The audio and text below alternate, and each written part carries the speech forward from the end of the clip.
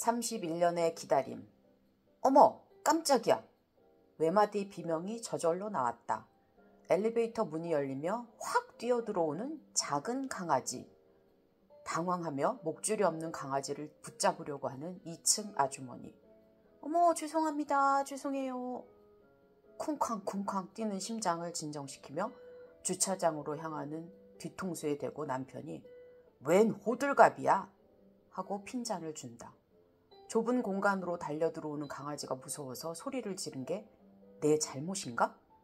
그가 비둘기떼 앞에서 순간 얼음! 하고 한 발짝도 못 댈 때 나는 키득거릴지언정 면박은 준 적은 없는 것 같은데 만약 전원 생활을 하고 닭장이 있더라도 그는 절대 그 안에 들어가지 못하는 조류 공포증이 있다. 그러니 아침마다 달걀을 집어오는 건 내 몫이 될 거라고 큰 소리 친 적은 있다. 어느 게 먼저인지 모르겠다. 털 달린 동물을 무서워한 것과 싫어한 것 중에서. 남편과 두 딸이 그렇게 개나 고양이를 키우고 싶다고 말해도 나는 요지부동이다. 너희들 결혼한 다음에 너네 집에서 키워. 아니면 나 죽은 다음에 키우셔. 이게 나의 천편일률적인 대답이다. 평생을 편견에 시달렸다. 남편을 비롯한 많은 사람이 털 달린 동물을 좋아하는 사람치고 나쁜 사람 없다며 그렇지 않으면 마치 나쁜 사람인 양 호도한다. 개를 싫어한다고 하면 늘 따라오는 질문이 어릴 때 물리셨어요? 이다. 아니라고 하면 더욱 고개를 갸우뚱하며 왜 싫어하는지 이해가 안 간다는 표정이다. 틀린 게 아니라 다른 건데 개를 좋아하지 않는 사람에게 이 세상은 다소 가혹하다. 미국에 살 때 현지 미국인 집에 초대받은 적이 있다.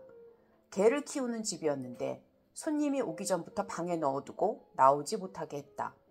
손님들이 개를 좋아하는지 싫어하는지 미리 묻지도 않았지만 내 입장에서는 무척 고마웠다. 또 한국인 교수 부부 댁에서는 명절이나 특별한 날 자주 모였는데 늑대 크기만한 개가 아주 사납게 지저댔다. 하지만 내가 무서워하는 걸 아시고는 목줄을 짧게 잡고 개가 가까이 못 오게 신경 써주셨다. 그런 배려가 그립다. 그렇게 털 달린 동물을 무서워하면서도 제주도 신혼여행 때 처음 타본 말은 무척 새롭고 기억에 오래 남았다. 남편은 말똥 천지인 땅만 내려다보며 노심초사였지만 나는 말 위에서 바라보는 세상과 공기에 매료되었다. 승마는 그렇게 늘 버킷리스트 상단에 있었는데 생각만 하다가 31년이 흘렀다. 22년 초 임금 피크제로 연봉이 10% 깎이면서 여러 가지 생각이 들었다. 능력은 그대로인데 단순히 나이가 많다는 이유로 연봉이 깎이니 하루아침에 개안을 한 것처럼 세상이 다시 보이기 시작했다. 이제껏 명품을 사거나 자주 해외여행을 한 것도 아닌데 그렇게 살아온 세월이 억울했다. 그래서 그냥 지르자 하는 심정으로 승마클럽의 문을 두드렸다. 체험 승마를 한 후 바로 10회 쿠폰을 샀다. 나만의 헬멧과 안전조끼를 구입하기 전까지 승마클럽에서 무료로 대여하는 하는 것을 사용했고 심지어 장갑은 등산할 때 쓰는 가벼운 걸로 대체했다. 또 승마용 앵클부츠를 구입하기 전까지는 운동화를 신었다.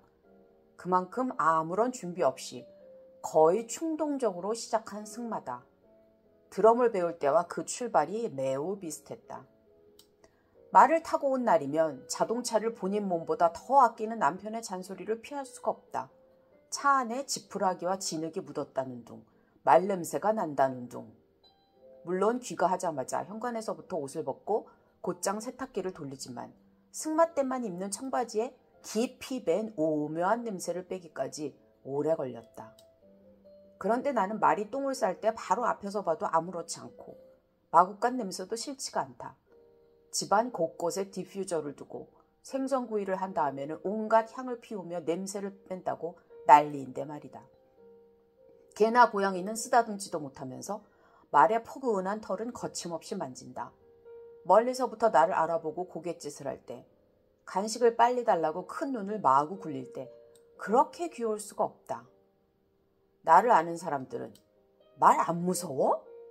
말 위에 올라가면 높이가 상당할 텐데 무섭지 않아? 라고 물어본다. 그러면 나는 말 뒤에만 안 서면 돼. 말이 얼마나 순하고 겁이 많은데.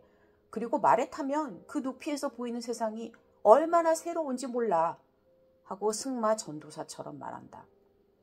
대입 체력장에서 남들이 다 20점 만점을 받을 때 가장 기본인 16점도 겨우 받을 정도로 운동을 못하고 또 싫어했다. 스스로 저질 체력이라고 자주 하던 사람이 승마를 한다고 하니 친구들이 다 놀란다.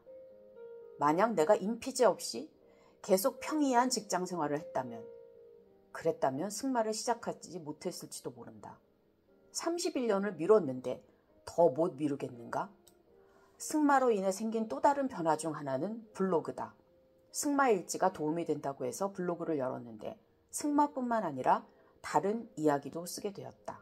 그러다 보니 학창시절 가졌던 작가에 대한 꿈이 다시 싹트기 시작했다. 나쁜 일 뒤에는 좋은 일이 생기고 우울했던 상황도 돌이켜보면 신선한 충격이나 반전이 된다고 이렇게 또 깨닫는다.